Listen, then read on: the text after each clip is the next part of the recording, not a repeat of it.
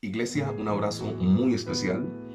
El Señor les continúe bendiciendo en este último servicio del año oficialmente, porque el próximo domingo tendremos domingo 2 de enero y hoy tendremos el último domingo y al Señor le plació que fuera día martes y que fuera esta enseñanza la que tuviésemos para hoy.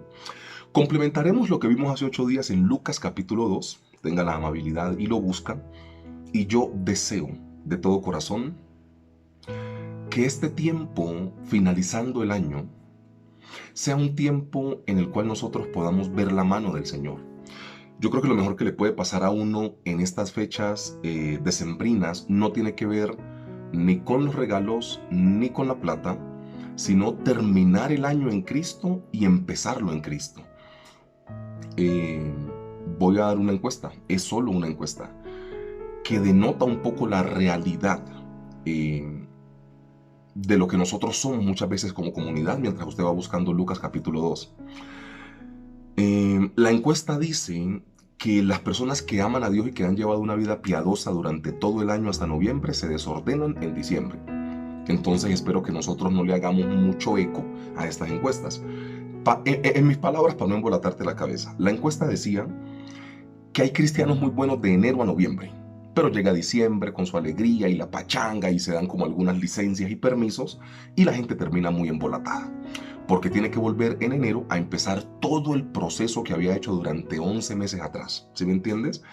Entonces, eso es muy importante tenerlo en cuenta y ojalá que nosotros no engrosemos esa gran lista.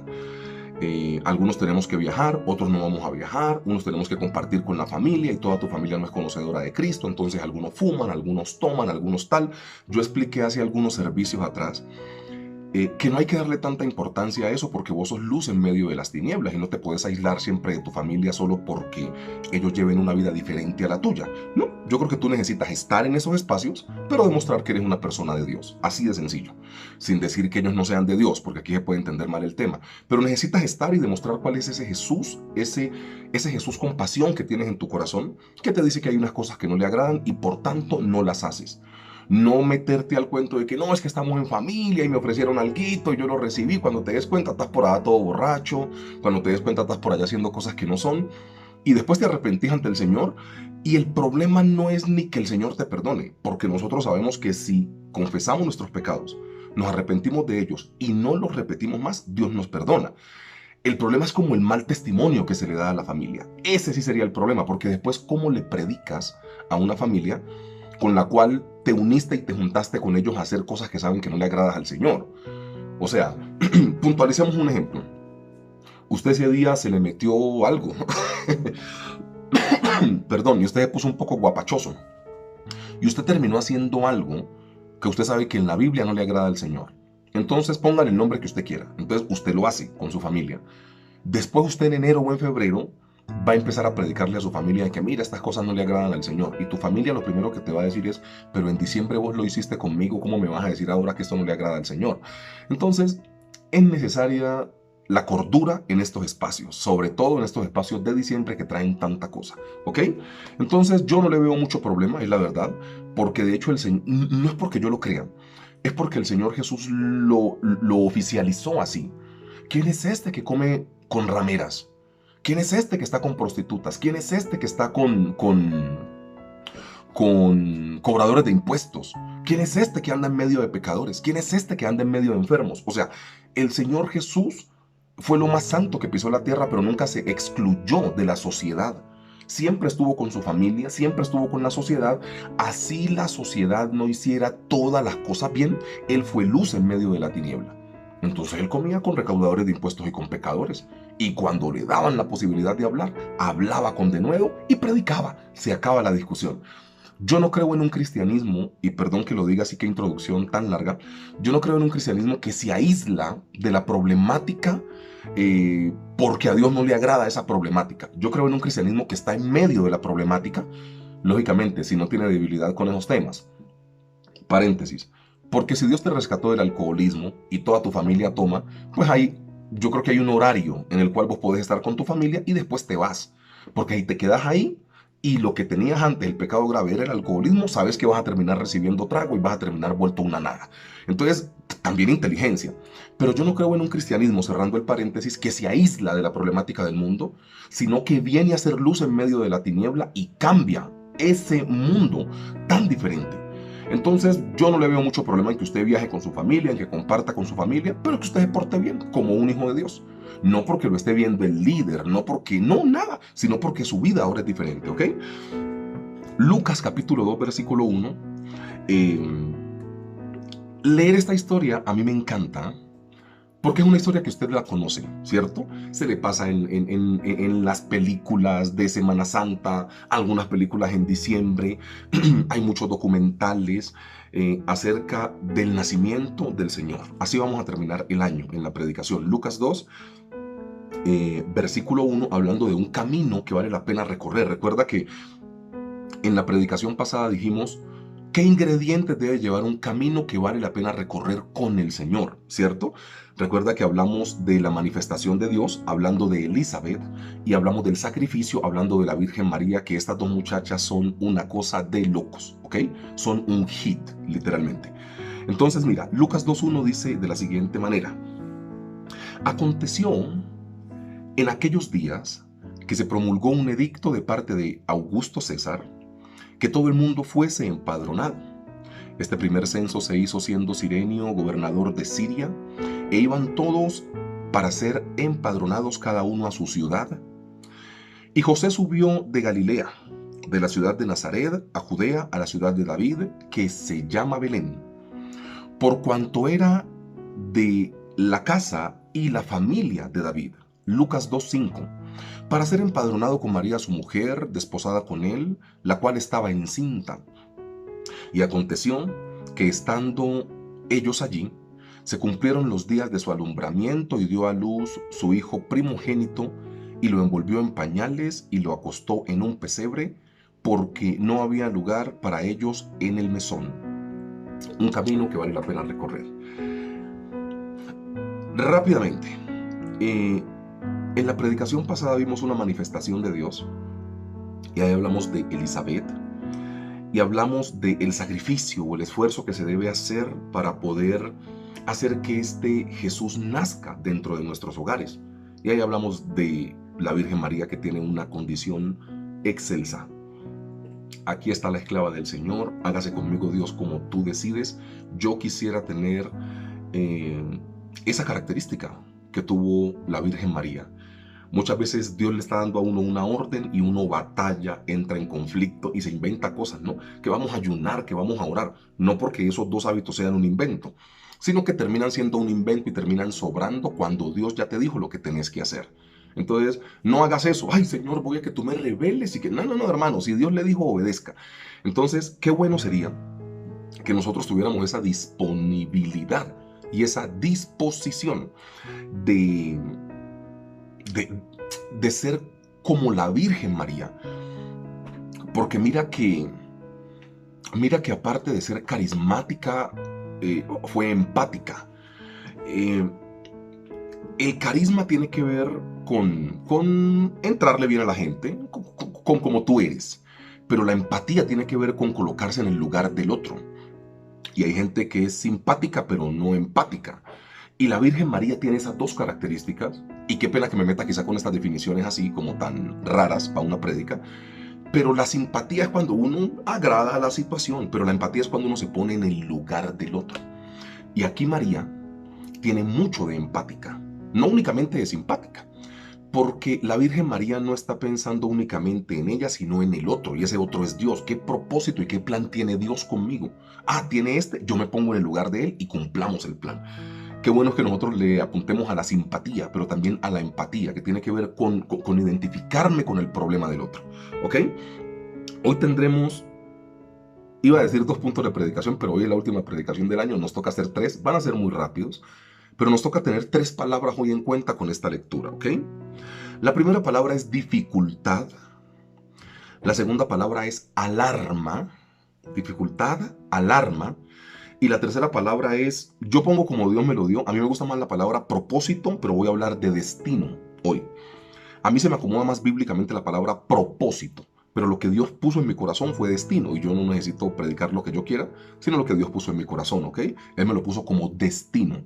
Son puntos de predicación muy cortos porque el asunto tiene que ser muy práctico también.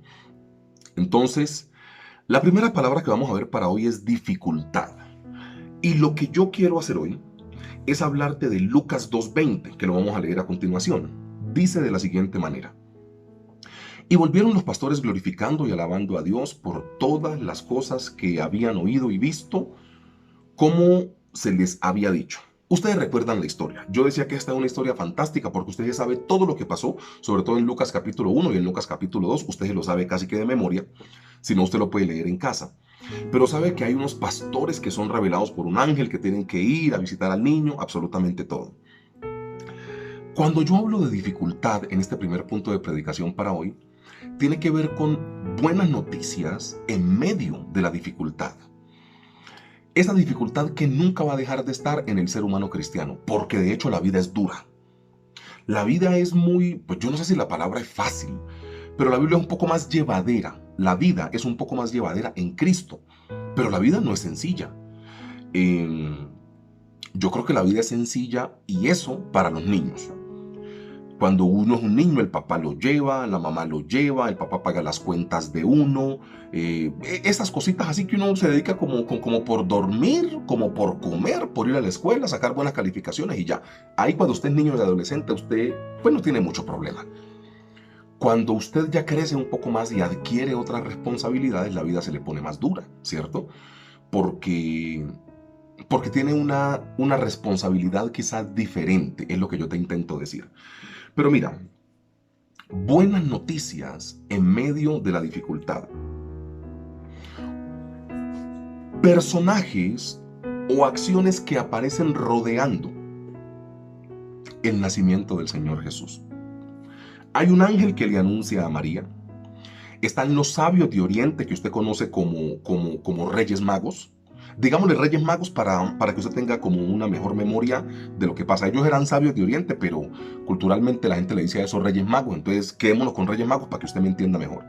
El ángel que le anuncia a María, Reyes Magos, pastores y los ángeles. Perdón.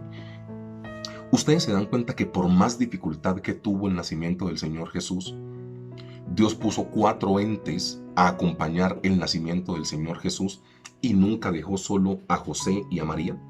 José tiene, lo leímos, José tiene 3 manifestaciones de los ángeles. 3. Mira, vete a este lugar, vete a Egipto, vete aquí, vete a Galilea, vete a Israel. O sea, le dijo todo el ángel. Qué bueno es que nosotros aprendamos a ver a Dios en medio de la dificultad. Porque José y María tuvieron dificultades, sí. Pero también podemos afirmar que Dios siempre estuvo en la vida de José y María, también. Cuando José pensaba decidir mal y dejar a María secretamente porque estaba embarazada y él pensaba que era de otra persona, el ángel se le apareció y le dijo: no temas recibir a María tu mujer, porque lo que en ella es engendrado del Espíritu Santo es. Cuando José iba a tomar una mala decisión, el ángel apareció y le corrigió. ¿No quisieras gozar de estas manifestaciones en tu vida? Lo que tenés que hacer es pedirle al Espíritu Santo que por favor te revele lo que Dios quiere hacer en tu vida. Particularmente, el Espíritu Santo da a conocer todas las verdades en nuestra vida. Estas manifestaciones tienen que ver con un Dios diciéndole: José y María, la vida no es fácil. Lo que yo les di a vivir quizá no es lo más sencillo del mundo, pero tranquilos que yo voy a estar. Entonces, mira, cuando todo está caótico, lleno de manifestaciones inesperadas como le pasó a José y a María, lleno de sacrificios como tuvo que ser para José y para María, sobre todo para María, porque yo quiero ver que digan: no, es que hay un censo en el lugar de donde uno nació, y que la esposa de uno con 8 meses de embarazo empiece a recorrer cientos de kilómetros para llegar a ese lugar. O sea, eso es dificultad, es un asunto sacrificial. Pero con todo y esto anteriormente mencionado, se demuestra que el caminar con Dios será siempre la mejor opción que podemos tener, porque el obedecer y el hacerle caso al Señor hace que sus manifestaciones lleguen y sean una realidad en nuestra vida. Claro, fue un lío, fue algo caótico, porque el nacimiento del Señor Jesús tiene que llegar con un terremoto. Esto siempre pasa. Y a ti te pasa en tu familia. Tú venías con tu familia muy bien y empezaste a conocer de Cristo y se removió todo. Gente te dejó de hablar, empezaron a hablar mal de la iglesia cristiana y que ahora le lavaron el cerebro. Siempre cuando Jesús llega tiene que haber un caos. Y es un caos que se va a ir acomodando, lógicamente, y que va teniendo muy buenos resultados después en tu vida. Pero lo que te intento decir es que la visita del ángel, ¿cierto? La manifestación que tuvieron también ángeles con pastores demuestra que el camino puede ser largo, que el camino puede ser duro, pero también demuestra que Dios nunca ha dejado de estar en la vida de las personas que Él escoge para que cumplan una misión. Porque mira que nadie en el registro bíblico tiene un nacimiento tan caótico, pero tan acompañado de cosas tan sobrenaturales. Nadie lo tiene. Nadie tiene esa capacidad. Entonces te das cuenta que así hayamos nacido en un pesebre, para literalizar la opinión de lo que estoy predicando, Dios siempre manda su ángel a que le anuncie a José, manda a los sabios de Oriente o reyes magos a que lleven regalos, manda a pastores a que vayan y glorifiquen, y manda ángeles a que acompañen. O sea, te das cuenta que por más de que estés naciendo en un pesebre, Dios siempre va a colocar no uno, no dos, no tres, sino 4 entes que te dicen, tranquilo que yo estoy contigo. Iglesia, que en este fin de año e iniciando el año que viene, nosotros tengamos la capacidad de ver a Dios en medio de la dificultad, porque la dificultad no está hecha para que el creyente se queje de Dios, sino para que Dios meta su mano poderosa a través de una intervención divina y podamos glorificar el único nombre que merece la honra y la exaltación de la iglesia, que es el nombre de Jesús. Entonces, la dificultad no está hecha para que le preguntes al Señor, Señor, ¿pero hasta cuándo? No, la dificultad está hecha para que vos estés tranquilo y digas, yo sé que Dios va a operar algo, Dios algo va a hacer conmigo. Para eso está hecha la dificultad. El primer punto de predicación tiene que ver con dificultad, porque en este camino que vamos a recorrer con el Señor va a haber siempre algo llamado dificultad. Lo segundo tiene que ver con la palabra alarma. Y para alarma, yo voy a tomar el texto de Lucas 2, versículo 7. Lucas 2, 7 dice, y dio a luz su hijo primogénito, y lo envolvió en pañales y lo acostó en un pesebre porque no había lugar para ellos en el mesón. Seré muy breve pero contundente. Lo peor que le puede pasar a una iglesia, nosotros somos la iglesia en general, voy a personificar o personalizar un poco más el comentario. Lo peor que le puede pasar a un corazón, hablando directamente para nosotros, lo peor que le puede pasar a tu corazón es que no haya un lugar para Jesús. Lo más triste de esta historia, perdón, es que está naciendo el Salvador del mundo. Y en el mesón no había lugar para que el que venía a salvar el mundo naciese. ¿Estás entendiendo esto? Y muchas veces nosotros estamos pensando del mesonero que habla con ellos. Y decimos, pero hombre, ¿cómo se le ocurre? ¿Cómo no le va a dar posada a una mujer embarazada que ya se le cumplió el tiempo, que rompió fuente, que está que va a dar a luz ya? ¿Cómo no? Y nosotros pensamos muy críticamente de ellos. Y si nosotros volteamos un poco la opinión y pensamos de nosotros acerca del nacimiento del Señor Jesús en nuestros corazones, ¿qué tendríamos por decir? ¿No será de pronto que el Señor Jesús ha querido nacer en tu corazón y quitar de tu corazón unos malos hábitos que has tenido y no lo has dejado?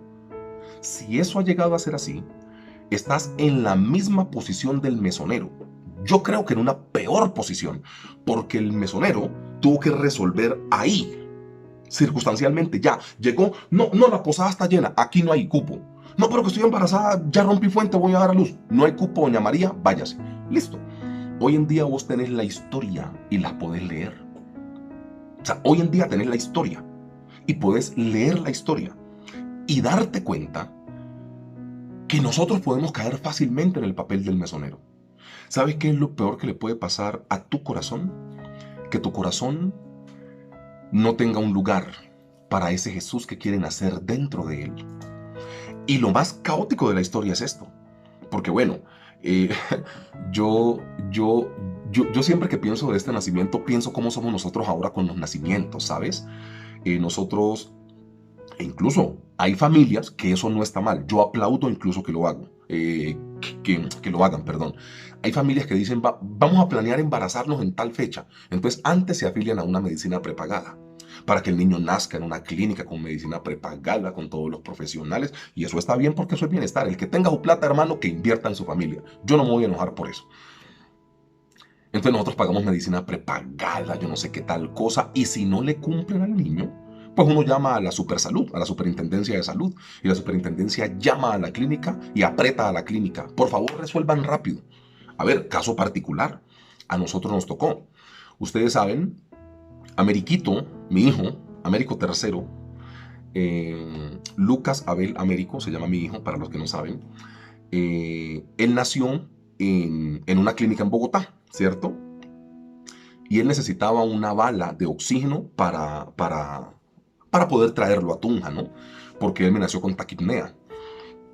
Entonces, eso es que tengo un poquito de líquido en los pulmones, entonces le ponen oxígeno para que le seque y ya, eso no es nada. Es una taquipnea transitoria del recién nacido, eso no pasa nada. Es que el parto fue por cesárea, entonces el bebé no hace los esfuerzos que tiene que hacer para poder liberar todo el líquido y le queda un poquito de líquido en los pulmones. Eso es una taquipnea, no es nada raro. Entonces yo necesitaba una pipeta de oxígeno para poderme traer a mi hijo acá, una bala de oxígeno. Y la clínica no me quería responder. Entonces yo llamé a la Supersalud. Y dije, mira, yo acabo de nacer, aquí acaba de nacer mi hijo, en la colina en Bogotá, tal cosa, tal otra, y ya está lista toda la salida y me falta una bala de oxígeno que no me han querido dar. Y la persona me dijo, no se preocupe, don Américo, ellos lo van a buscar. Entonces yo llamé a la Supersalud llamó a la clínica, a la gerencia, ¿qué es lo que pasa con el infante tal, hijo de que no le... Al siguiente día tenía la bala de oxígeno y me dieron salida. Mira lo que te estoy contando. Entonces, hoy en día tenemos mecanismos, denunciamos cuando nos hacen algo malo, pagamos una prepagada, lo que sea, para el nacimiento de nuestros hijos. ¿Sabes qué le tocó a María? Que un mesonero, que no era el lugar, o sea, un mesonero era como un lugar ahí como de paso de reposo. Eso no era una clínica o un hospital de la época, porque de hecho los partos se hacían en casas. Recuerda que uno paría en su casa, habían las parteras, pues. Entonces, eso no era el lugar ni más adecuado. Era como que vamos de camino, algunos transportadores que vamos hacia Jerusalén a hacer negocios y quedémonos todos ahí. Eso no era un lugar ni digno para que el niño naciera. Pero más allá de que sea digno o no, era lo que tenían en ese momento. Y cuando José y María van a tocar la puerta, el mesonero dice, aquí no hay espacio. O sea, ese niño no puede nacer acá. Literalicemos la opinión con nosotros. ¿Cuántas veces Dios ha intentado nacer en nuestros corazones? Diciéndote, hijo, deja ese mal hábito. Eso no te conviene. Tú sabes que eso no me agrada. ¿Cuántas veces? ¿Y cuántas veces nosotros como el mesonero le hemos dicho a Jesús, tú no puedes nacer en esta parte de mi vida porque aquí mando yo? Iglesia, la vida y la Biblia dan alarmas. Y lo mejor que le puede pasar a una persona es dejar que Dios y que Jesús nazca en su corazón. Un ejemplo cortico. ¿Recuerdas qué pasó con Rahab, la ramera que guarda a los espías? ¿Recuerdas qué pasa con ella? Es una maravilla, ¿no? Rahab hace parte, siendo una ramera, una mujer que literalmente no tenía como mucha dignidad para estar en la línea genealógica del Señor Jesucristo, de forma ascendente hablando. Y Mateo 1.5 dice, Salmón engendró a Rahab, dice, Salmón engendró de Rahab a Booz, Booz engendró de Ruth a Obed, y Obed a Isaí. Isaí engendró al rey David, y el rey David engendró a Salomón, de la que fue mujer de Urías. Mira, Rahab está en la línea genealógica en forma ascendente del Señor Jesús por guardar unos benditos espías. Y a mí me encanta lo que dice la palabra del Señor. Porque no puso a una muchacha piadosa, puso a una mujer que tenía líos sexuales. Pero cuando guarda a los espías y deja que esos espías simbolizan Dios en la casa de ella, yo guardo a Dios en mi casa, yo guardo el propósito de Dios en mi casa, después Dios me vuelve bisabuela del Señor Jesús. Así mi pasado no haya sido el mejor. ¿Qué te intento decir con la palabra alarma o el segundo punto de predicación que es alarma? Hoy Dios está dando una alarma y es diciéndote, deja que Jesús pueda nacer en tu corazón. Y dejar que Jesús nazca en tu corazón de manera literal. Es dejar que Dios gobierne en las partes que tiene que gobernar. En lo que todavía no le has entregado al Señor. Que decís, ay, yo todavía peco en esto, pero es que no siento que no puedo dejarlo. Deja que el Señor gobierne, ¿ok? Y lo tercero, es la palabra destino. Lucas 2:21. Destino. Lucas 2:21.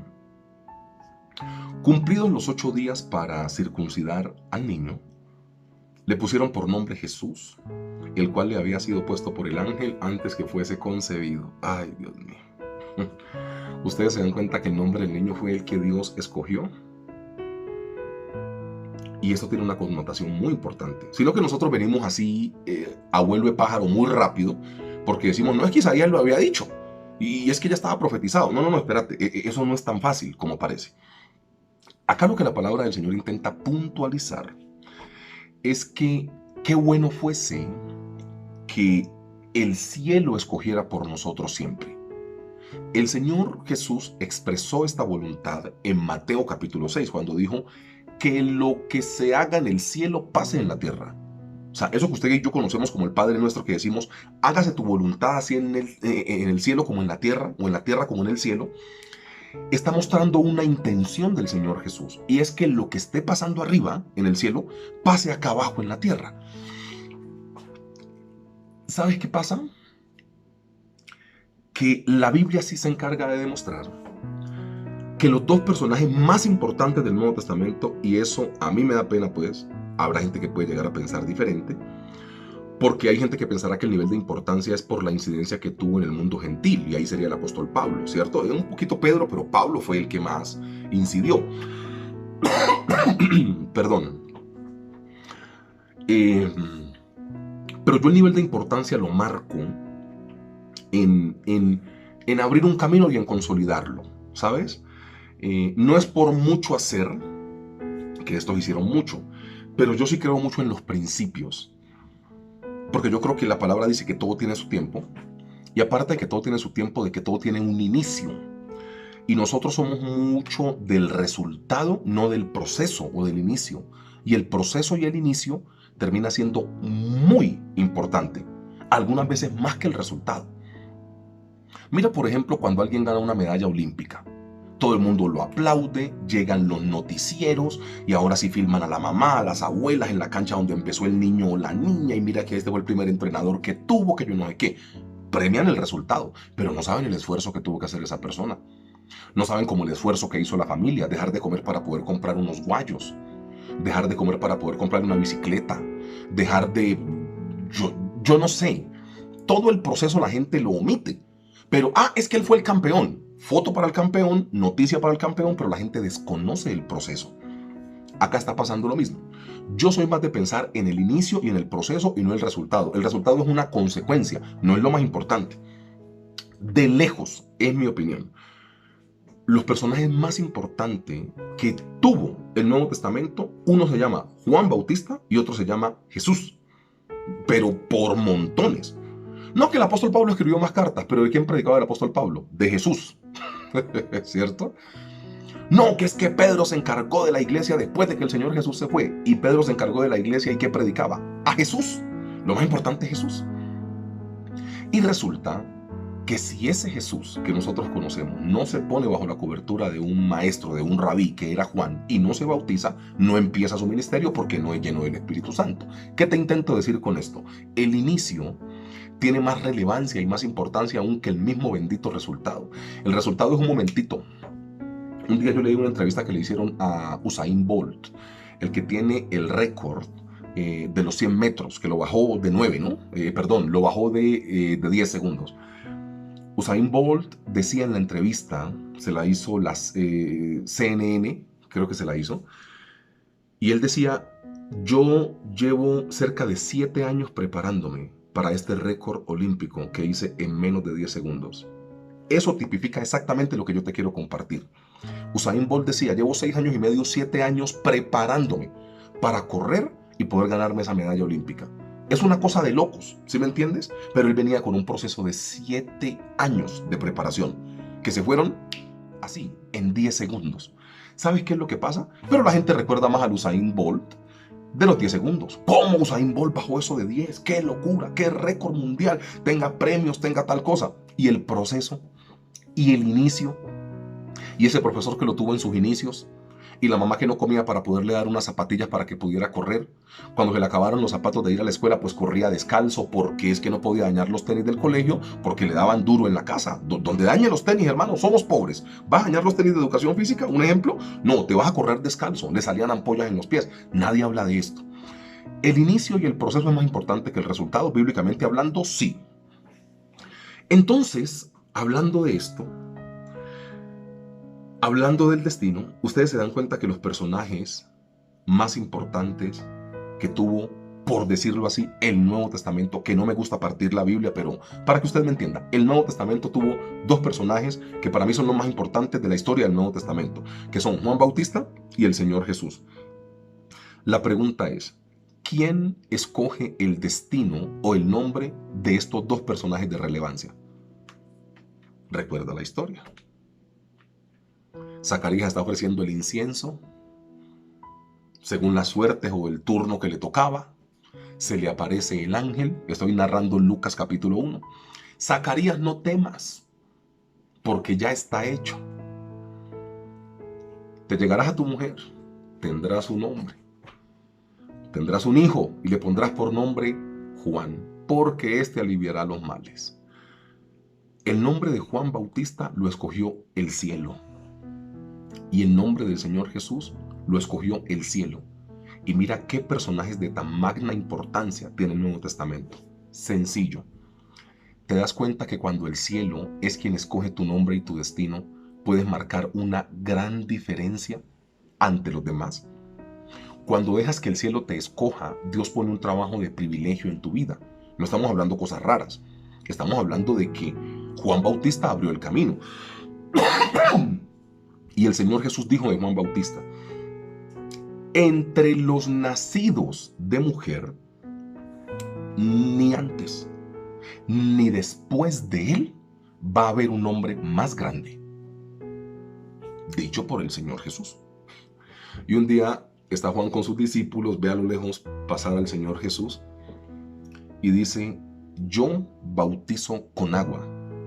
Ese que está allá bautiza con Espíritu Santo y fuego. Yo no soy digno de desatar ni la correa del calzado de ese varón. Síganlo a él. ¿Sabes qué es lo que está pasando acá, hermanos?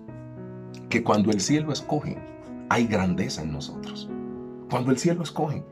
Por eso la iglesia tiene que dejar de andar con esa peleadera. Él ha dicho que la batalla es de él, no de nosotros. Deje que el cielo gobierne por usted. Deje que el cielo batalle y pelee por usted. Paraos y estad quietos y ved la salvación con la cual vuestro Jehová de los ejércitos dará la victoria. Que sea Dios quien pelee por nosotros. Cuando el cielo escoge, el asunto es diferente. Cuando nosotros escogemos, eso nos va mal.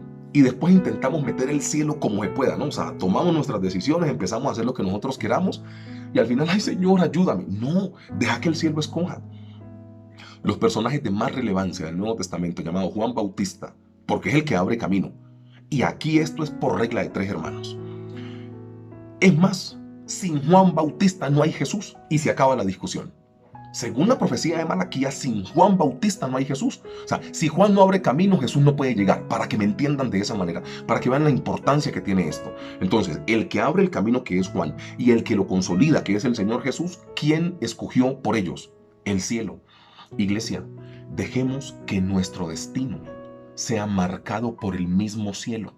No nos coloquemos a escoger nosotros, que la verdad nosotros siempre que escogemos, algunas veces terminamos embolatadísimos, hermanos. Dejemos que sea el mismo cielo, que escoja por nosotros. Yo deseo de todo corazón, en esta última predicación del año, que nosotros tengamos todos los días un poquitico más de cielo, un poquitico más de esta voluntad expresa del Señor diciéndonos, vengan que yo quiero escoger por ustedes. Que nosotros entendamos que Dios tiene un destino y un propósito, así como lo tuvo para Juan y así como lo tuvo para el Señor Jesús. De los personajes que más se predica en la vida, si no el más, es del Señor Jesús, pero de Juan Bautista y sus enseñanzas. ¿Cómo tuvo la capacidad de abrir camino? ¿Por qué? porque se metió a trabajar con Dios, en el propósito con Dios, y dejó que Dios escogiera. Dejó que Dios escogiera. Si nosotros como iglesia dejamos que Dios sea quien escoja, el asunto va a fluir diferente. Terminemos el año con estas palabras, iglesia. La dificultad, las alarmas y el destino son las que tenemos que tener en cuenta, porque el camino que estamos recorriendo con el Señor va a estar marcado por eso. Van a haber algún tipo de dificultad, va a haber alguna alerta o alarma, Dios avisándote que lo que estás haciendo no está bien, pero va a haber un destino o un propósito, y ese es mejor que lo escoja el mismo cielo. Oremos. Papá, yo quiero agradecerte de manera puntual por este año que termina. Hoy estamos haciendo la última predicación del año, Padre Celestial, entendiendo por tu palabra que en este año tú has sido fiel y nos has acompañado. No con palabras tan elaboradas, sino desde la sencillez de la mente y nuestros corazones, queremos darte gracias por lo que tú has hecho durante este año. Queremos pedirte perdón por las veces que nos hemos quejado delante de ti y que hemos pensado que no es digno lo que está pasando con nosotros. Queremos pedirte perdón, Padre Celestial, por si en nosotros hubo algo este año, que de seguro sí lo hubo, que te ofendiese a ti, que no dignificara el nombre de Jesús. Te queremos pedir perdón, Padre Celestial, porque tu mano puesta sobre nosotros algunas veces no la hemos tomado como tú quieres que nosotros la tomemos, sino que te hemos rechazado. Que nosotros entendamos, Padre Celestial, como tú lo planteaste hoy, que en las dificultades de nuestra vida tú puedes mandar un ángel a que revele, tú puedes mandar sabios de Oriente o reyes magos, tú puedes mandar ángeles y puedes mandar pastores para poder demostrar que la dificultad que estamos viviendo está cubierta por ti. Lo que necesitamos es seguir manteniendo la fe, porque vamos a irnos al fondo y no a la forma. Si la forma es que el niño tuvo que nacer en un pesebre, no importa, pero el fondo, lo más importante, es que tú le estabas acompañando, Señor. Gracias por las alarmas, por las alertas que tú nos das. Y hoy tú nos has enseñado que en nuestro corazón siempre tiene que haber lugar para que este Salvador nazca.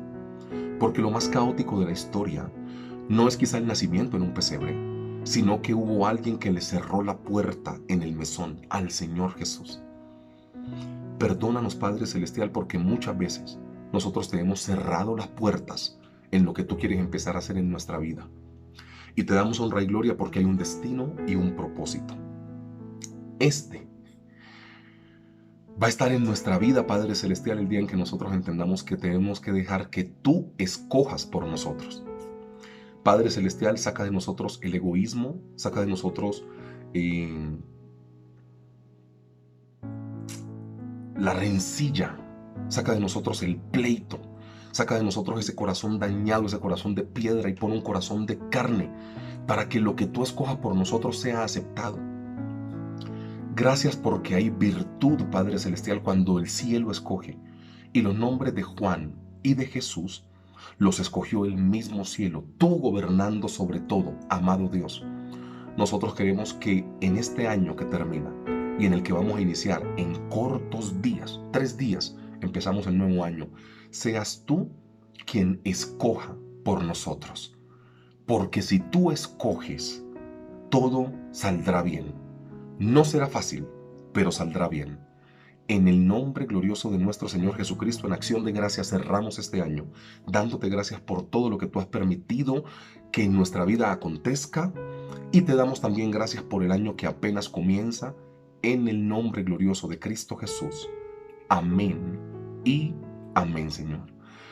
Amada iglesia, Dios les continúe bendiciendo, y esto sonará raro, pero nos vemos el otro año. Dios les cuide siempre, amada iglesia. Les amamos mucho, yo les amo mucho, ustedes saben. Dios les bendiga. Seguimos orando por las personas que se encuentran en dificultad en su salud. Sé que han habido varias intervenciones quirúrgicas en estos últimos días en algunas personas de la iglesia o familiares de personas que iban antes a la iglesia o como sea. Estamos orando por eso, claro que sí. Y deseamos de todo corazón que Dios se glorifique, que Dios pueda sanar, que las personas que están enfermas puedan recibir su milagro de restauración y de salud, que seamos bondadosos y amables con las personas que se encuentran en la calle, quizá en estado de indefensión, las personas que se encuentran mendigando, que todo pase de acuerdo a la voluntad del Señor y que nosotros ayudemos en la tierra a cumplir esta gran voluntad. Iglesia, Dios les bendiga y sigan creyendo en Dios. No desfallezcan, porque nosotros no somos de los que retrocedemos para condenación, sino de los que avanzamos en Cristo Jesús para preservación de la vida y del alma. Nosotros como Iglesia de Tunja, del Concilio de las Asambleas de Dios, no echamos para atrás. Vamos hacia adelante por más de que el camino se ponga duro. Un abrazo especial, Iglesia. Les amo mucho. Dios les continúe bendiciendo siempre. Fuerte abrazo.